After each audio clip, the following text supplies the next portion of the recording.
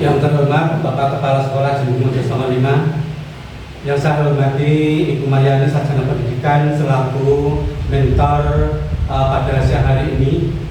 Kemudian Bapak Ibu Dewan Guru SD Mojo Songo 5 yang saya hormati.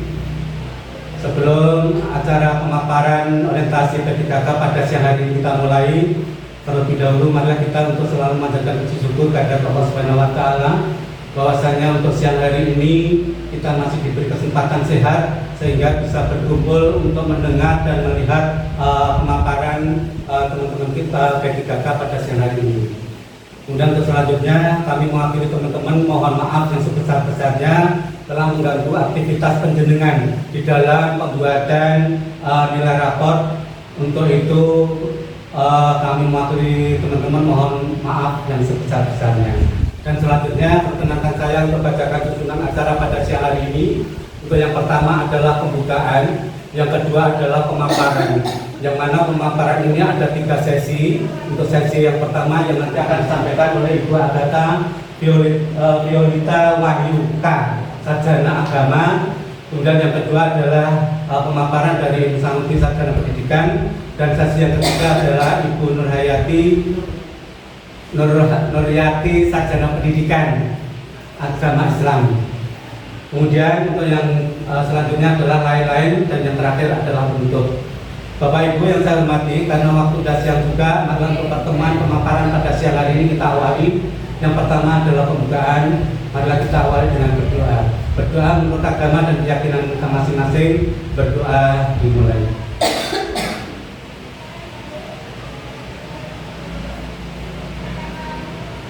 Terima kasih.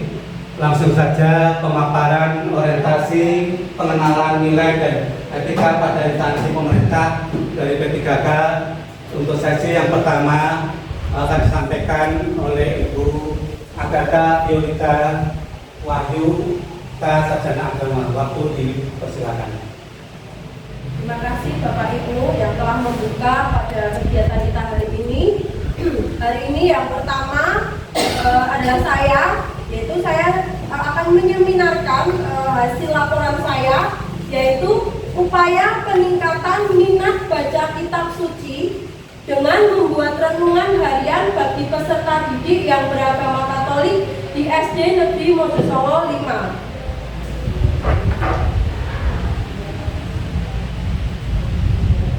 Ini adalah biodata diri saya, yaitu nama saya Agatha Violita Wahyu Kinasih, Sarjana Agama, Surakarta, 18 September 1991 adalah tanggal kelahiran saya.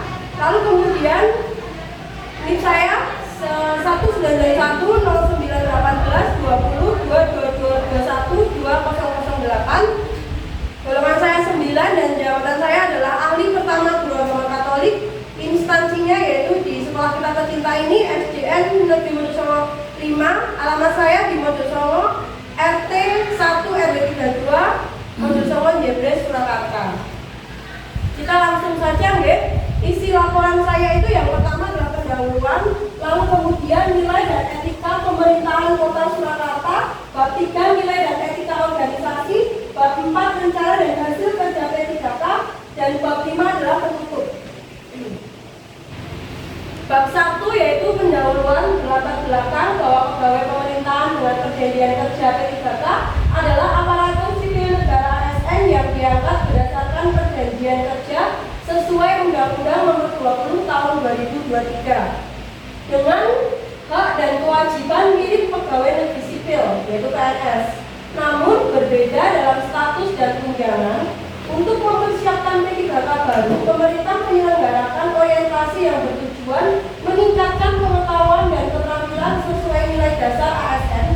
Dalam konteks pendidikan, guru sebagai pendidik profesional diharapkan memiliki kompetensi pedagogik, profesional, sosial, dan kepribadian yang baik.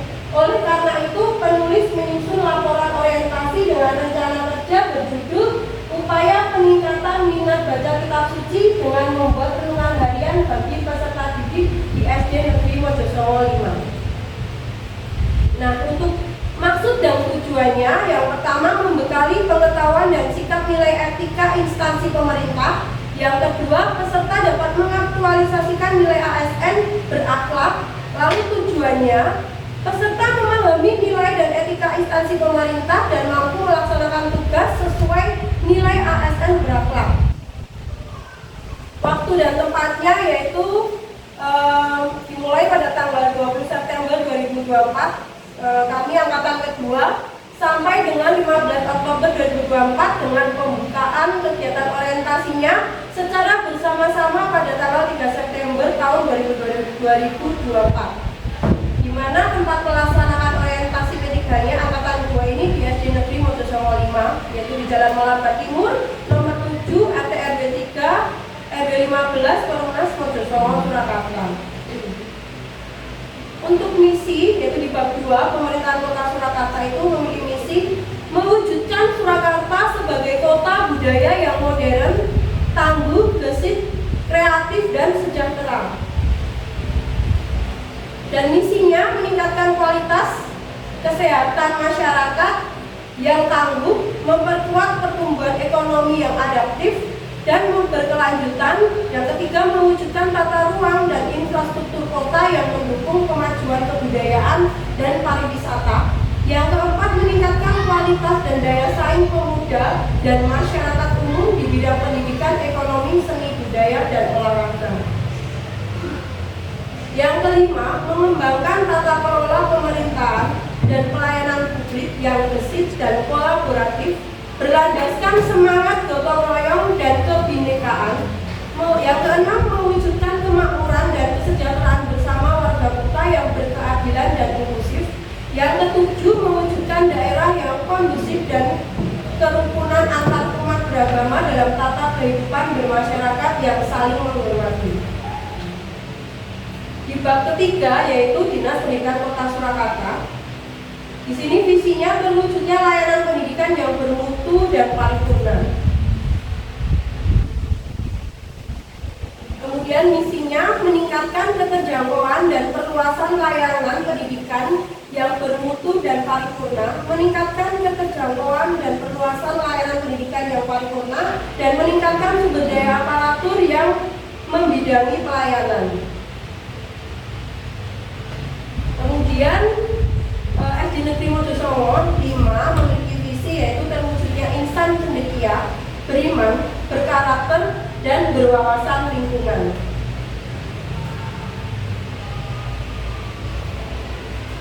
Kemudian misi, ada beberapa misi, yaitu membimbing siswa menjadi generasi unggul yang memiliki ide gagasan kreatif, inovatif, dan memiliki daya saing tinggi sesuai perkembangan zaman. Kemudian membimbing siswa mampu mengamalkan ajaran agama yang dianutnya, berbudi pekerti luhur. Lalu membimbing siswa menumbuhkan rasa empati, memiliki kemampuan untuk memahami dan merasakan perasaan orang lain.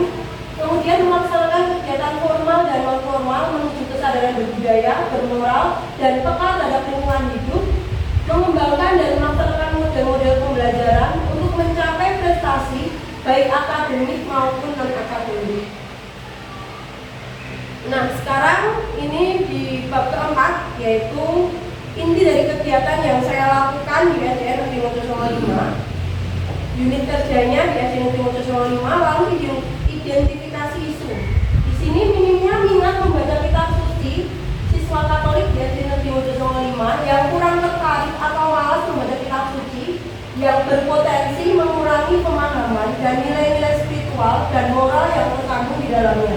Yang kedua, keterbatasan metode pelajaran, yaitu metode pengajaran yang ada mungkin kurang menarik atau relevan untuk menarik minat baca siswa. Yang ketiga, kurangnya aktivitas refleksi. Tanpa adanya renungan harian, siswa mungkin minim diajak untuk merenungkan isi kitab suci dan mengaitkannya dengan kehidupan sehari-hari. Nah, lalu isu yang diangkat, peningkatan minat dan pemahaman. Isu utama yang diangkat adalah pentingnya meningkatkan minat membaca kitab suci di kalangan siswa dengan fokus pada cara-cara kreatif dan relevan yang dapat dilakukan di lingkungan sekolah, secara khusus membuat renungan harian yang didasari pada bacaan perikop kitab suci. Gagasan yang diangkat yaitu upaya meningkatkan minat baca kitab suci dengan membuat renungan harian bagi peserta didik yang beragama Katolik di SD kerja tahunan P3K. Di sini yang pertama identifikasi minat baca kitab suci. Yang pertama saya lakukan adalah menyusun angket untuk mengukur minat siswa dan kemudian sharing. Sharing di sini sangat penting karena mungkin kalau siswa mengisi angket terkadang ya hanya sebatas mereka mengisi aja. Kemudian dengan sharing ini saya dapat banyak pengetahuan yang saya ketahui bagaimana kebiasaan di rumah maupun kebiasaan di sekolah saat saya ada maupun sebelumnya guru yang melampung ya. Lalu mengumpulkan hasil angket, yang ketiga menganalisa hasil angket dan menemukan kendala dalam minat baca kitab suci. Outputnya di sini teridentifikasi faktor penyebab rendahnya minat baca kitab suci. Nah ini angket yang saya buat. Lalu yang kedua yaitu pengenalan program. Saya menjelaskan di sini renungan harian berdasarkan kitab suci yang akan ditentukan. Lalu kemudian memberikan motivasi kepada siswa untuk terlibat dan mengenalkan alat peraga seperti Alkitab, contohnya renungan. Kemudian di sini berharapnya siswa memahami tujuan dan manfaat dari renungan harian. Jadi untuk kegiatan yang kedua ini mengenalkan kepada siswa karena senang sekali di Modus 5 ini toleransinya sangat kuat sekali. Saya melihat bahwa kegiatan keagamaan sangat banyak sekali sehingga di sini sangat menunjang dan sangat mendukung saya untuk menggali bagaimana siswa-siswi Katolik ini merasa tidak menjadi minor gitu, tapi bagaimana anak-anak itu merasa bahwa oh saya juga diperhatikan. Begitu saya melihatnya seperti itu sehingga dengan kegiatan keagamaan seperti doa pagi maupun doa di siang hari itu memberikan banyak ilmu untuk anak-anak juga mengenalkan bagaimana renungan ini. Dalam renungan itu terdapat banyak sekali manfaatnya selain dasar untuk belajar agama Katolik, namun juga untuk membuahkan hasil pada niat baik apa yang akan dibuat pada hari itu, sehingga pada pembuatan renungan itu ada bacaan kitab suci, lalu kemudian ada renungannya apa, lalu kemudian ada niatnya apa, dan kemudian doa penutup, sehingga di dalamnya itu anak-anak belajarnya itu banyak sekali sehingga sangat menunjang pelajaran agama Katolik. Lalu yang ketiga pembuatan renungan harian. Ini adalah salah satu sosialisasi yang saya lakukan. Yang ketiga mengidentifikasi pembuatan renungan harian. Saya mengidentifikasi perikop kitab suci yang relevan untuk siswa.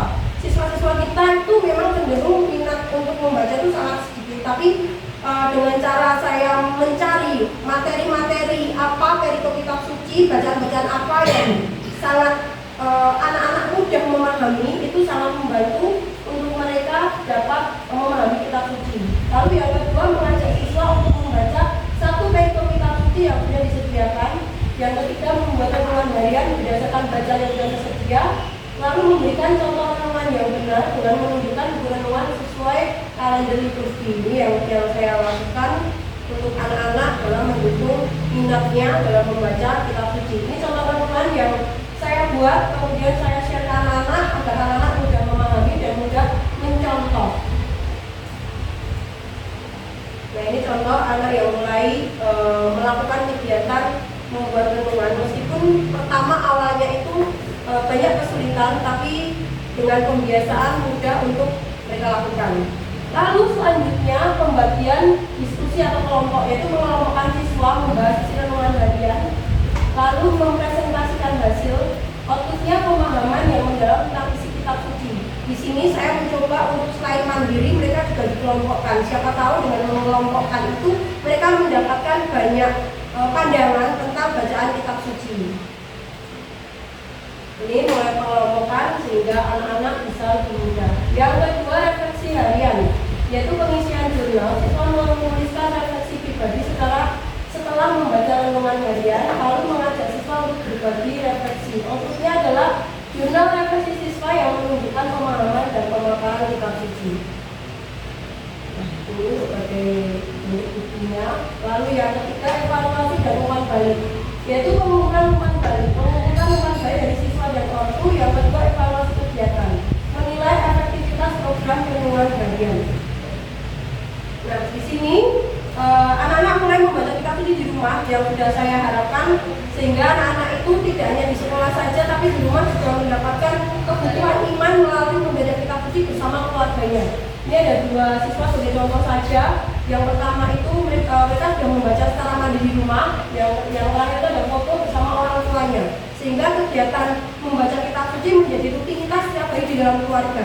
Selain menumbuhkan di dalam kegiatan di sekolah, ternyata di dalam keluarga itu juga mengajak orang tuanya untuk maksudnya bacaan ini apa sih mak gitu, sehingga itu ternyata dapat mempererat hubungan yang mungkin punya kesibukan sendiri-sendiri dengan HP.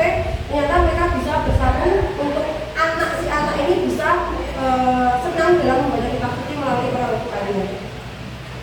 Ya, yang ini rencana kerja tahunan P3K, kontribusi terhadap visi dan misi, kegiatan selaras dan berjalan dengan misi Kota Surakarta. Yang keempat yaitu meningkatkan kualitas dan daya saing pemuda dan masyarakat umum di bidang pendidikan ekonomi, seni budaya dan olahraga. Lalu kegiatan ini juga sesuai dengan visi negeri 2005, yaitu terwujudnya insan cendekia, beriman, berkarakter dan berwawasan lingkungan, dan memiliki sikap mampu mengamalkan ajaran agama yang dianutnya, yaitu berbudi pekerti yang luhur. Saya menggarisbawahi tentang beriman dan berkarakter melalui bacaan kitab suci itu, selain mereka mendapatkan menumbuhkan iman, kemudian juga membentuk karakter mereka melalui niat-niat yang mereka sudah janjikan di dalam menulis renungan itu. Sebagai contoh, hari ini saya mau berbagi, maka teman-teman yang lain itu akan menilai apakah benar anak ini melakukan itu, saling menilai satu dengan yang lain bagi mereka yang satu kelas.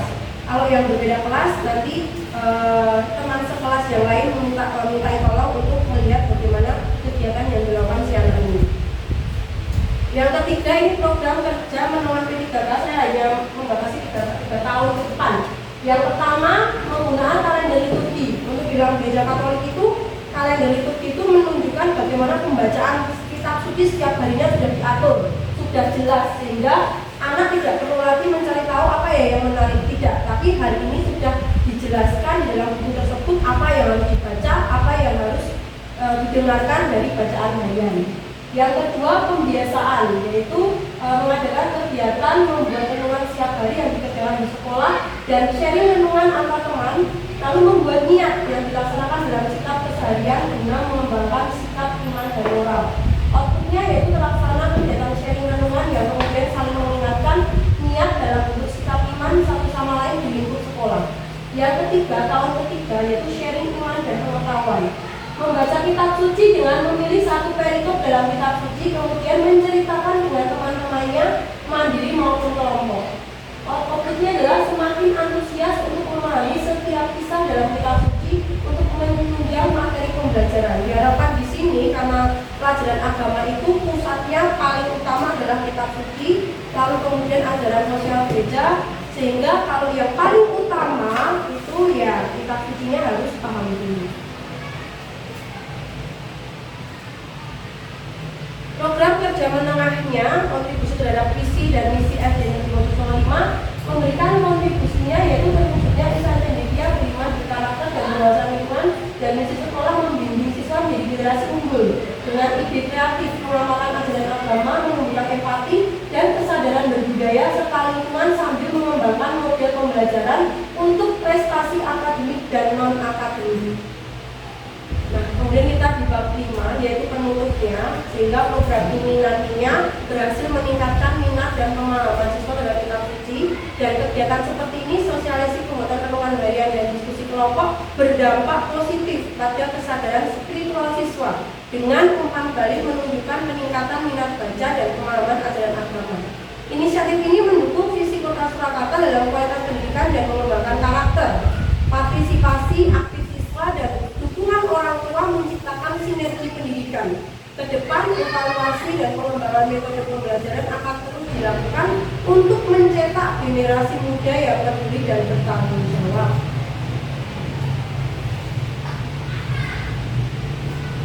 Untuk saran, memastikan keberkelanjutan dan efektivitas program yang sudah saya lakukan, yaitu peningkatan minat baca kitab suci dengan membuat renungan harian di SD 05, perlu melakukan evaluasi berkala untuk mengidentifikasi perbaikan yang diperlukan dan metode pembelajaran yang menarik. Sekolah juga disarankan memperluas kolaborasi dengan orang tua melalui pertemuan rutin serta mempertimbangkan penggunaan teknologi seperti aplikasi online untuk berbagi renungan dan diskusi. Selain itu, melibatkan siswa dalam merancang kegiatan baru yang akan meningkatkan rasa kepemilikan mereka terhadap program menciptakan lingkungan belajar yang dinamis dan juga responsif. Demikian yang dapat saya sampaikan mengenai laporan orientasi saya. Mungkin dari Bapak Ibu ada yang mau ditanyakan atau sudah cukup? Cukup. Terima kasih atas waktu yang sudah diberikan kepada saya dalam saya menyampaikan laporan orientasi saya. Selanjutnya saya kembalikan kepada moderator. Baik, terima kasih. Demikian untuk orientasi pengenalan nilai dan etika pada instansi pemerintah bertiga yang sudah tersampaikan. Mudah-mudahan bisa bermanfaat untuk kita semuanya dan khususnya untuk Ajun Motor 05. Demikian, terima kasih. Assalamualaikum warahmatullahi wabarakatuh. Waalaikumsalam.